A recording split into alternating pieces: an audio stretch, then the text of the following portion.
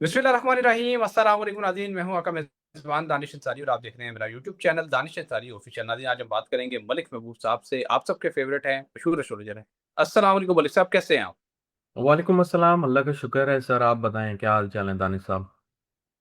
अल्हम्दुलिल्लाह मलिक साहब, मैं भी ठीक हूँ। मलिक साहब, ईरान ने एक बहुत बड़ी कामयाबी हासिल की है और दावा किया है, ईरान की तरफ से दावा किया जा रहा है कि पासदार इंकलाब ने तल अबीब में मोसाद के हेडक्वार्टर को मिसाइल हमले से तबाह कर दिया है। सर, इसके अलावा एक बड़ी खबर ये है कि ईरान की जानिब से कोई तजदीद की जा रही है, लेकिन जो सऊदी अरब की तरफ से कहा जा रहा है कि रियाज में अमरीकी सफारत खाना जो है उसको भी तबाह कर दिया गया है ईरान की तरफ से। लेकिन ईरान ने कहा है ये हमने नहीं किया, ये इसराइल की तरफ से किया गया है। दूसरी तरफ डोनाल्ड ट्रंप ने 48 घंटे कहा है कि ईरान के पास बाकी हैं, अगर आपने हरमज ना खोला गया तो हम आखिरी हमला कर देंगे। सर, डोनाल्ड ट्रंप की तरफ से कह दिया गया है कि हम आखिरी हमला करने वाले हैं। ये आखिरी हमला कितनी शिद्दत का हो सकता है? क्या इसमें कोई एटॉमिक एलिमेंट भी आपको दिखाई दे रहा है? और अब तक ईरान का पलड़ा भारी रहा है।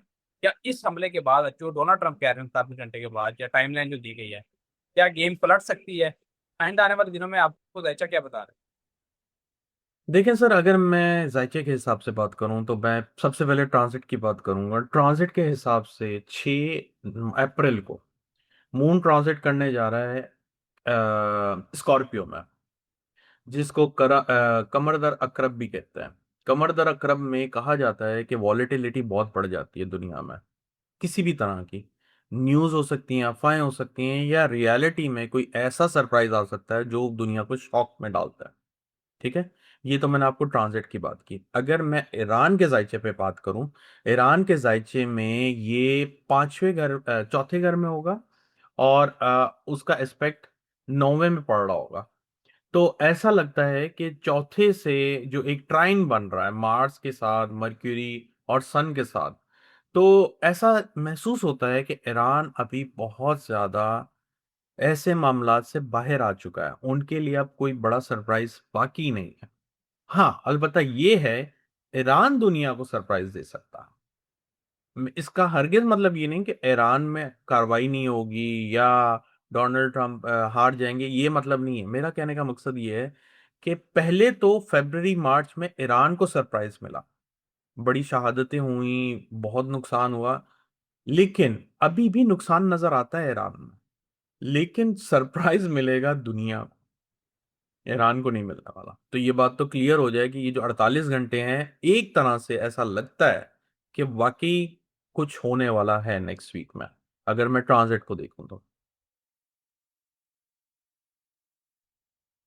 Okay sir. अच्छा सर, अगर ईरान की तरफ से कोई एटमी तजर्बा कर दिया जाता है तो जो माहिरीन हैं, दफाई तजियाकार हैं, उनके मुताबिक ये जंग यहीं पे ख़त्म हो जाएगी। क्योंकि अगर मुखालिफ जो मुल्क है उसके पास भी अगर एटॉमिक पावर आ जाए तो फिर दो मुल्क आपस में ले लड़ते हुए जंग को ख़त्म कर देते हैं। आपको क्या दिखाई देता है? क्या आइंदा चंद दिनों में ईरान कोई तजर्बा कर सकता है? क्योंकि कई लोग ये भी दावा करते हैं, अक्सर कहते हैं बड़े कॉन्फिडेंस से, कि ईरान ने एटमी तजर्बा करना नहीं है बल्कि वो पहले कर चुके हैं और एटॉमिक पावर इस वक्त हैं। क्या वाकई ईरान ऐसा कोई सरप्राइज दे सकता है कि तजर्बा कर दे कोई? मैं ये तो नहीं कहूंगा कि अगले हफ्ते करने जा रहा है। अलबत्ता मैं भी इस बात के इत्तेफाक करूंगा कि उनके पास एटॉमिक पावर है। अगर आप मैं गलत अपनी रीडिंग नहीं कर रहा तो मुझे पिछले साल से लग रहा है कि उनके पास एटॉमिक पावर है, या वो बहुत ही करीब है। ये जो पिछले साल भी दावा किया गया था कि हमने एटॉमिक से रिलेटेड सब चीजें निस्त नाबूद कर दी हैं, मैंने आपको लास्ट टाइम भी बोला था ऐसा नजर ही नहीं आता। बल्कि ईरान का मुश्किल वक्त आ रहा है, और उस मुश्किल वक्त के बाद जब वो सुरखरू होने वाले हैं, वो आपको सरप्राइज देंगे।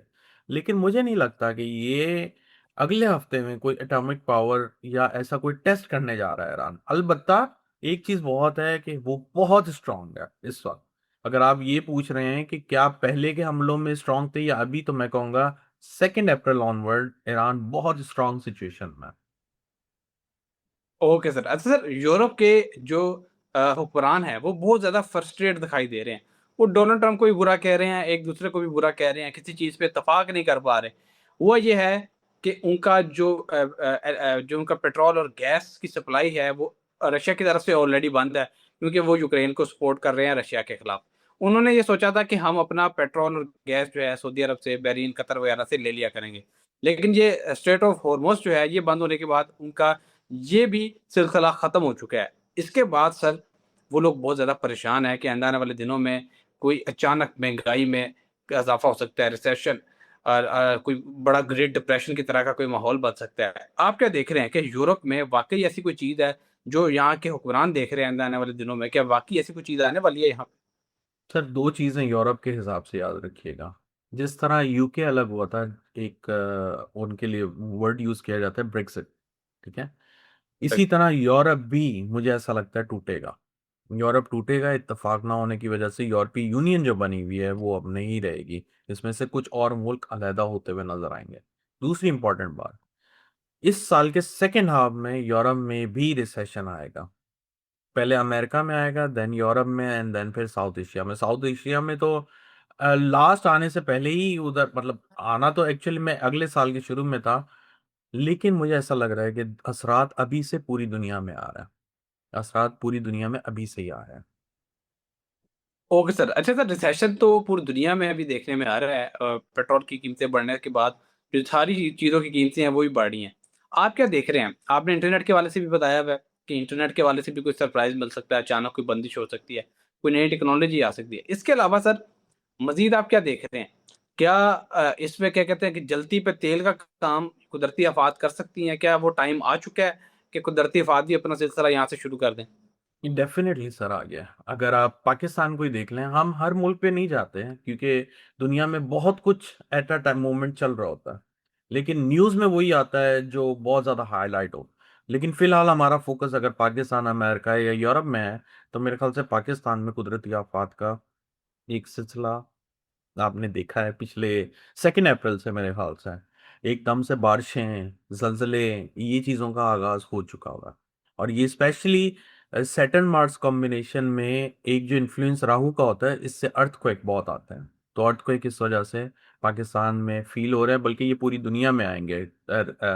बैक एंड फ़ोर्थ मतलब टिल मई, जून तक ये ऐसे सिलसिले रहेंगे। उसके बाद ये जो हैं, सुनामी की वार्निंग्स बहुत ज़्यादा एक्टिव हो जाएँगी क्योंकि जुपिटर जून में एंटर होगा कैंसर में। Okay sir. अच्छा सर, यूएई ने अपना $2 अरब का जो कर्ज़ है, जो उन्होंने पाकिस्तान को दिया था, वो वापस माँग लिया है। काफ़ी तवील अरसे से ये उसको रोल आउट करे जा रहे थे। लेकिन अब आखिरकार उन्होंने कहा है कि हमारे पैसे अब हमें वापस दे दें, और पाकिस्तान ने भी फैसला किया है कि इस महीने वो पैसे उनको रिटर्न कर दिए जाएँगे। सर, ऐसे क्या हालात हो गए? यूएई तो एक बहुत बड़ा मुल्क है, उसके रिज़र्व भी बहुत ज़्यादा हैं। उसके लिए $2 अरब तो मेरे ख़्याल में इतनी बड़ी रकम नहीं है कि वो पाकिस्तान से एक ऐसी सिचुएशन में कि पाकिस्तान ऑलरेडी परेशान है, वो पैसे माँग लें। क्या पाकिस्तान के गल्फ कंट्रीज़ से खुदा न खास्ता ताल्लुकात अब खराबी की तरफ जा रहे हैं या बेहतरी की तरफ जा रहे हैं? क्या देख रहे हैं आप?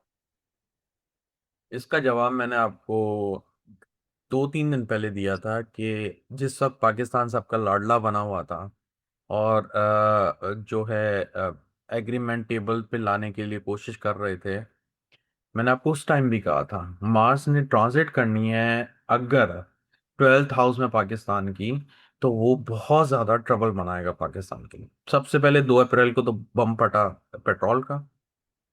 उसके बाद जो वो एक टेबल पे लाने के लिए एग्रीमेंट, सीज़फायर सब कुछ करने के लिए बैठे हुए थे, वहाँ से उनको शिकस्त मिली, तो मैं तो ये नहीं कहूँगा शिकस्त मिली, लेकिन एक तरह से वो टेबल टर्न अराउंड हो गया। वो जो सोच रहे थे, जिसमें जा रहे थे, जिस फ्लो में जा रहे थे, वो फ्लो ब्रेक हुआ। फिर ये एकदम से कर्ज़े की रीपेमेंट वापस। तो ये जो सिलसिले हैं पाकिस्तान के लिए अप्रैल में बहुत टफ नज़र आते हैं मुझे। मैंने आपको बहुत दफ़ा पहले भी वीलॉग में बताया है। अप्रैल ऑनवर्ड पाकिस्तान में महँगाई का सुनामी, ये मेरे अल्फ़ाज़ थे पहले भी। मुझे याद है और मैं अभी भी इसीलिए बोल रहा हूँ कि पाकिस्तान में अभी हालात अच्छे नज़र नहीं आ रहे मुझे। ठीक। बहुत शुक्रिया सर, आपने अपने कीमती वक़्त में से कुछ वक़्त निकाला और इतनी ज़बरदस्त प्रेडिक्शंस आपने शेयर की, और आपने खान साहब से मुतल्लिक बट डिटेल्स के हवाले से बात की है। बिल्कुल ये वैलिड है। हम ये है कि पीटीआई का जो ज़ायचा है, उससे फिर मुतल्लिक इंशाल्लाह नेक्स्ट प्रोग्राम से बात किया करेंगे। बहुत शुक्रिया नाज़रीन, आपने भी वक़्त निकाला। इंशाल्लाह नेक्स्ट प्रोग्राम में ऐसे ही दिलचस्प टॉपिक के साथ दोबारा पेश होंगे। अगली वीडियो तक के लिए मुझे और मलिक महबूब साहब को इजाज़त दीजिए। अल्लाह हाफ़िज़।